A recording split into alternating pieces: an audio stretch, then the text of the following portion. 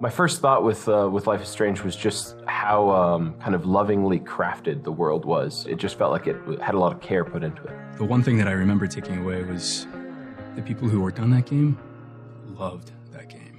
You could tell. Dontnod had really set a high bar, and we wanted to make sure that we could hit that. And we offered it up to Square to say, here's what we would create. Fans were really adamant that knowing the story of Chloe and Rachel, that's the story they wanted to see. One of the principles that we embraced in developing Before the Storm was that we wanted to create an engaging story. The center of the entire story is about friendship. I think everybody knows that one summer or whatever where you spent a lot of time with this particular person and it really defines that whole period of your life. When we wrote this game, we looked at it from Chloe's perspective. What makes us unique from her perspective?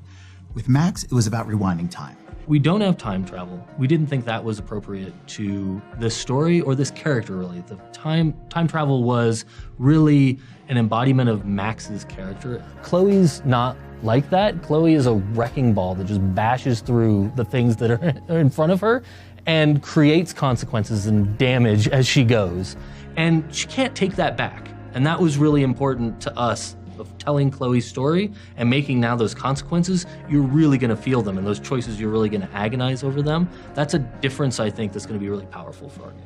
So having Ashley Birch join our writing team and help the writers really find the character of Chloe. So Ashley has a passion about Chloe as a character that comes from a very personal place. Hearing her appreciation and excitement and passion for what we're gonna do with Before the Storm, it's been incredible.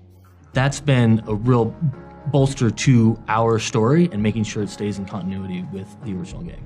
So my main focus has been on Chloe and Chloe's voice in terms of just her dialogue and her psychology. And so I've given notes in different aspects of the script about, things I think Chloe would or wouldn't do, things she would or wouldn't say.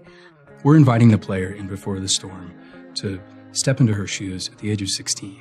She's imprisoned in the grief that comes with losing a parent she loved very much. And that's where we start. And with that, we're kind of saying, it's okay not to be okay. I think it's just very honest emotionally, and I think it deals with really relatable issues and subjects. Most games don't tackle these kinds of things. In fact, they try to stray away from them, and Life is Strange embraced that. It's a great responsibility. We're dealing with subjects of death and grief and loss and friendship and romance. And I mean, these are things that every single person who's ever lived has felt and felt deeply. And so to just kind of be frivolous with that would be irresponsible. Several years ago, we looked across the market and said, we want to create emotional stories and characters that connect with people. Life is Strange is the perfect culmination of everything that we wanted to do. We realized we needed to attract really talented people. But once we had the really talented people, we needed to remove all the technical barriers that would get in their way. And so we needed to build a technical platform that would allow these creators the freedom to go create something amazing. And so we focused for the first several years on a technical platform that we call StoryForge. So the StoryForge tools let us really create performances, and that's what that's all about.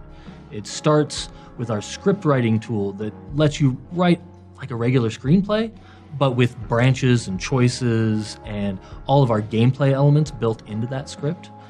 That then becomes essentially a big timeline that we can then place characters into a scene and say at this moment when they say this line, and they give this emotional performance, and we can dial up the sadness or dial down the anger. The journey to partner with Square has been absolutely amazing. They saw our passion for the franchise, and they saw our technical capabilities. Fans love these characters. They love this environment. They love the relationships, and we just want to bring you more of that.